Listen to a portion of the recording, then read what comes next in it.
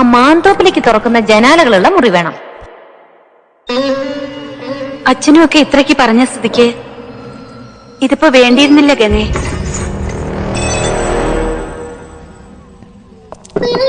മാടമ്പള്ളി യക്ഷിയുണ്ട്, ചാത്തനുണ്ട്, മാടനുണ്ട്. ഞങ്ങൾ അവിടെ കണ്ട കാഴ്ച എന്താന്ന് എനിക്കറിയോ? ഇനിയിപ്പൊ എന്തൊക്കെയാ വരുന്നതെന്ന്.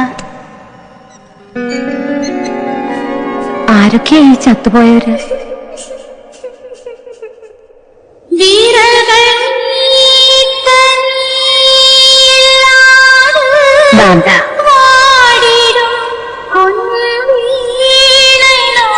നാഗവല്ലി.